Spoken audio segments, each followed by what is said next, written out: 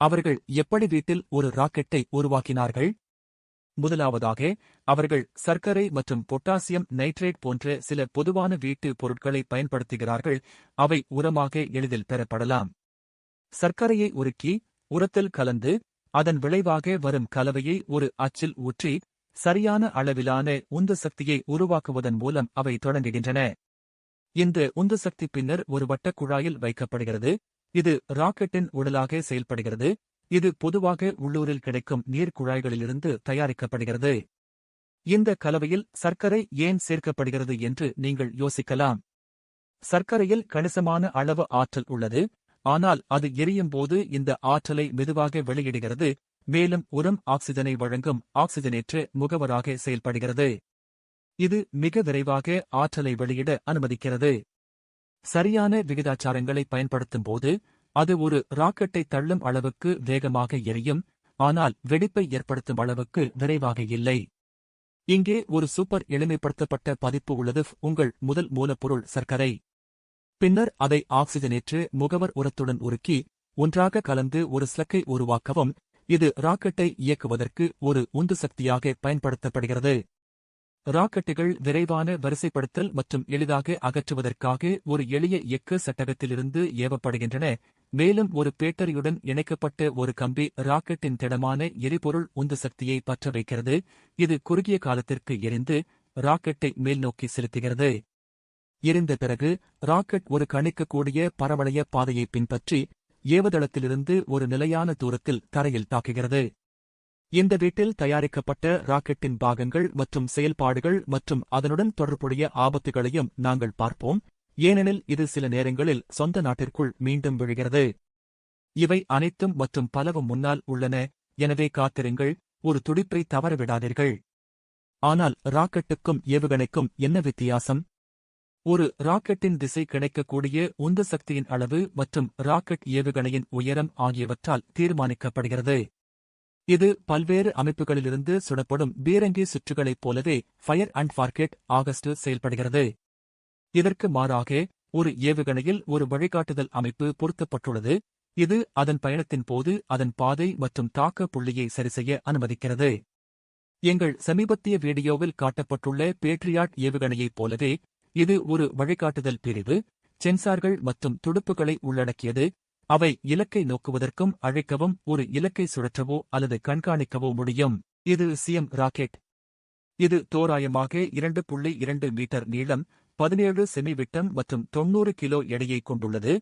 இது சுமார் 198 பவுண்டுகளுக்கு சமம். அதன் எடை மற்றும் அளவைத் தவிர காஸ்டன் ராக்கெட் அதிக வெடிபொருட்களைக் கொண்ட 10 கிலோகிராம் பேலோடுடன் பொருத்தப்பட்டுள்ளது. இந்த பேலோட் ராக்கெட்டை ஒரு சக்தி வாய்ந்த ஆயுதமாக மாற்ற அனுமதிக்கிறது. சில முன்னோக்குகளை வழங்குவதற்கும் அதன் பரிமாணங்களை புரிந்துகொள்ள உதவுவதற்கும் ஒரு மனிதனுடன் ஒரு அளவு ஒப்பீட்டை கருத்தில் கொள்வோம். நீங்கள் பார்க்க முடியும் என ஒரு நபருடன் ஒப்பிடும்போது ராக்கெட் அதிகமாக இல்லை. மேலும் எங்கள் சமீபத்திய வீடியோக்களில் தொடர்ச்சியான அம்சமான பேட்ரியாட் வான் பாதுகாப்பு ஏவுகணை மற்றும் ரஷ்ய வலிமையான S-400 வான் பாதுகாப்பு ஏவுகணை அமைப்பு எங்களிடம் உள்ளது. அதற்கு அருகில் அயர்ன் டோம் இன்டர்செப்டர் ஏவுகணைகள் உள்ளன. இறுதியாக எங்களிடம் ஈரானிய S-300 ராக்கெட்டுகள் உள்ளன, அவை 50 முதல் 70 மைல் தூரம் வரை உள்ளன. ராக்கெட்டின் பின்புறத்தில் வெளியேற்ற வாயுக்களை வெளியேற்றுவதற்கு பொறுப்பான பல முனைகளை நீங்கள் காணலாம். முனைகளுக்கு மேலே துடுப்புகள் உள்ளன. அதன் முதன்மை நோக்கம் ராக்கெட்டை அதன் பறக்கும் போது உறுதிப்படுத்துவதாகும். இது ஒரு துல்லியமான பரவளைய பாதையை பின்பற்றுவதை உறுதி செய்கிறது. மையப்பிரிவுக்குச் செல்லும்போது நாம் உந்து சக்தியை எதிர்கொள்கிறோம். இந்த கூறு அடிப்படையில் சர்க்கரை மற்றும் பொட்டாசியம் நைட்ரேட்டின் கலவையாகும். இது ராக்கெட்டின் எரிபொருள் ஆதாரமாக செயல்படுகிறது. திடமான எரிபொருள் ராக்கெட்டுக்கு சற்று மேலே ராக்கெட்டின் அழிவு திறன்களில் முக்கிய பங்கு வகிக்கும் ஸ்ரப்னல் அல்லது பந்து தாங்கு உருளைகளை நாம் காண்கிறோம். சிஎம் ராக்கெட்டின் போர்க்கப்பலுக்குள் யூரியா நைட்ரேட் மற்றும் கடத்தப்பட்ட TNT ஆகியவற்றின் கலவை உள்ளது. இது வெடிப்பில் அதிகபட்ச தாக்கத்தை ஏற்படுத்த கூடுதல் ஷப்னலால் வலுப்படுத்தப்படுகிறது. இப்போது ராக்கெட்டின் வடிவமைப்பின் முக்கியமான பகுதியான உருகி மீது கவனம் செலுத்துவோம். இது ஒரு சிறிய ஆயுத தோட்டாக்களைக் கொண்ட ஒரு எளிய ஆனால் பயனுள்ள சாதனமாகும். இது ஒரு வெடிக்கும் போஸ்டர் பொருளால் நிரப்பப்படுகிறது. இந்த பொருள் ஒரு ஸ்பிரிங்கேற்றப்பட்ட ஆணை மூலம் இயக்கப்படுகிறது. இது ராக்கெட்டின் வெடிக்கும் பேலோடை தூண்டும் பொறிமுறையை உருவாக்குகிறது. இது எவ்வாறு தொடங்கப்பட்டது என்பதற்கான படிப்படியான செயல்முறையை பார்ப்போம். படி 1 ராக்கெட்டுகள் ஒரு எளிய எஃகு சட்டகத்திலிருந்து ஏவப்படுகின்றன. அவை விரைவாக பயன்படுத்தப்படலாம் மற்றும் எளிதில் அகற்றப்படலாம். படி 2 ஏவுகணையை பார்வைக்கு விரும்பிய இலக்குடன் சீரமைத்தல் மற்றும் வரம்பை கட்டுப்படுத்த வெளியீட்டு கோணத்தை சரிசெய்தல். இது சந்தையில் கிடைக்கும் வணிக ட்ரோன்களிலிருந்து பெறப்பட்ட தகவல்களை பயன்படுத்தி அவற்றின் துல்லியத்தை மேம்படுத்த முடியும். ஆனால் இவை அனைத்தும் நியமிக்கப்பட்ட இலக்குகள் தொடர்பான மதிப்பீடுகளை அடிப்படையாகக் கொண்டவை. படி 3 ஒரு பேட்டரியுடன் இணைக்கப்பட்ட ஒரு கம்பி ராக்கெட்டின் அடிப்பகுதியில் ஒட்டப்படுகிறது. தயாராக இருக்கும்போது இது சர்க்கரை மற்றும் பொட்டாசியம் நைட்ரேட் கொண்ட திட எரிபொருள் உந்து சக்தியை பற்ற வைக்கிறது. இது விவசாய உரத்திலிருந்து பெறக்கூடிய கலவையாகும். படி 4 சுவாரஸ்யமாக உந்து சக்தி சுமார் 1 முதல் 5 வினாடிகள் மட்டுமே எரிகிறது. ராக்கெட்டை ஒரு கோணத்தில் மேல்நோக்கி செலுத்துகிறது. எரிப்பு நிறுத்தப்பட்ட பிறகு ராக்கெட் ஈர்ப்பு விசையின் தாக்கத்தின் கீழ் ஒரு பரவளைய பாதையை பின்பற்றுகிறது. அதன் ஏவுதளத்திலிருந்து கணிக்கக்கூடிய தூரத்தில் தரையை பாதிக்கிறது. இது உந்து சக்தி கலவையிலிருந்து தோராயமாக நிலையான ஆற்றல் உள்ளீடு மற்றும் நிலையான ஏவுதல் கோணத்தை கருதுகிறது. படி 5 குறிப்பிட்டுள்ளபடி இது ராக்கெட்டுகளை வெடிக்க ஒரு வெற்று பத்திரிகை தூண்டுதலை பயன்படுத்துகிறது. இது ஒரு பரவளைய பாதையை பின்பற்றி தலைகீழாக இறங்கும்போது அது தூண்டுதல் உருகியை செயல்படுத்துகிறது.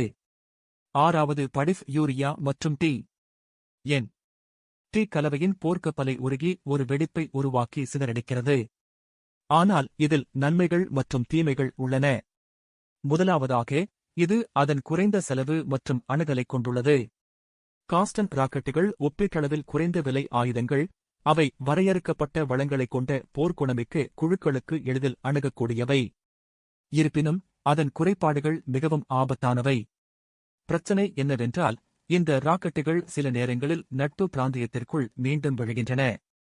காஸ்டன் ராக்கெட்டுகள் வழிகாட்டப்படாதவை மற்றும் மோசமான துல்லியமற்றவை என்பதால் இது நிகழ்கிறது. அவை துல்லியமான வழிகாட்டுதல் அமைப்புகளைக் கொண்டிருக்கவில்லை, மேலும் அவற்றின் பாதை காற்று போன்ற பல்வேறு காரணிகளால் பாதிக்கப்படலாம்.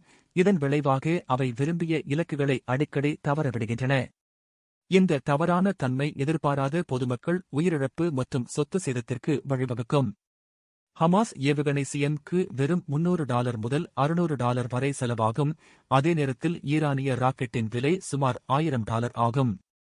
ஒப்பிடுகையில் அயர்ன் டோம் இடைமறிப்பு ஏவுகணை கணிசமாக அதிக விலை கொண்டது. ஒவ்வொன்றும் $50,000 செலவாகும். கூடுதலாக அயர்ன் டோம் அமைப்பில் உள்ள ஒவ்வொரு மின்கலனும் சுமார் $150 மில்லியன் விலை குறியீட்டைக் கொண்டுள்ளது. இருப்பினும் அயர்ன் டோம் ஒரு அறிக்கையிடப்பட்ட 90% வெற்றி விகிதத்தைக் கொண்டுள்ளது. அயர்ன் டோம் வான் பாதுகாப்பு அமைப்பால் சிஎம் ராக்கெட்டுகள் எவ்வாறு தடுக்கப்படுகின்றன என்பதை பார்ப்போம். முதலாவதாக ரேடார் அமைப்பு 100 கிலோமீட்டர் சுற்றளவில் சாத்தியமான அச்சுறுத்தலைக் கண்டறிந்து கண்காணிக்கிறது. அதைத் தொடர்ந்து தரவு ரேடாரிடமிருந்து போர் மேலாண்மை கட்டுப்பாட்டு அமைப்புக்கு அனுப்பப்படுகிறது. அங்கிருந்து அது ஏவுகணைக்கு அனுப்பப்படுகிறது. ஏவுகணை இதையொட்டி தகவல்களை இடைமறிப்பாளருக்கு அனுப்புகிறது. அச்சுறுத்தலின் தாக்கத்தை ஏற்படுத்தும் இடங்களை மதிப்பிடுவதற்கும் பின்னர் பாதுகாக்கப்பட்ட பகுதிக்குள் விழும் என்று கணிக்கப்பட்ட ராக்கெட்டுகளை மட்டுமே தேர்ந்தெடுப்பதற்கும் இந்த அமைப்பு பணிக்கப்பட்டுள்ளது. இதனால் இடைமறிப்பு தேவைப்படுகிறது. வரவிருக்கும் அச்சுறுத்தலை தீர்மானித்தவுடன் உள்வரும் ராக்கெட் அதன் திட்டமிடப்பட்ட தாக்க மண்டலத்தை அடைவதற்கு முன்பு அதை நடுநிலையாக்கும் நோக்கத்துடன் ஒரு இடைமறிப்பு ஏவுகணை செலுத்தப்படுகிறது. இடைமறிப்பு ஏவுகணை அதன் மின்னொளியியல் சென்சாரை பயன்படுத்தி உள்வரும் ராக்கெட்டுகளை கண்காணிக்கவும் குறிவைக்கவும் அச்சுறுத்தலை முடிந்தவரை நெருக்கமாக அணுக முயற்சிக்கிறது. நியமிக்கப்பட்ட இலக்கை அடைந்தவுடன் ஏவுகணை அதன் மேம்பட்ட சென்சார்கள் மற்றும் லேசர் அமைப்பை செயல்படுத்துகிறது. இந்த செயல்பாடு முன்கூட்டியே ஏற்றப்பட்ட ஃபுயஸ் போர்க்கப்பலை துண்டு சுற்றுகளுடன் தொடங்குகிறது. இது இலக்கில் இருந்து வெறும் 8 முதல் 10 மீட்டர் வரம்பிற்குள் வெடிக்கிறது. இதனால் தாக்கத்தின் போது அதிகபட்ச சேதத்தை உறுதி செய்கிறது. இது போன்ற அசல் 3D அனிமேஷன் வீடியோக்களை நாங்கள் உருவாக்குகிறோம். ஏபிஎஸ் டாங்கிகள் ரஷ்ய 90 டாங்கியை எவ்வாறு இயக்குவது மற்றும் சுடுவது மற்றும் AC-13 துப்பாக்கி மற்றும் பிளண்டர் மென்பொருளின் சமீபத்திய வீடியோ. மேலும் பொறியியல் வீடியோக்கள் வருவதற்கு குழு சேர்வதன் மூலமும் பெல் ஐகான்களை அழுத்துவதன் மூலமும் எங்களுக்கு ஆதரவளிக்கவும்.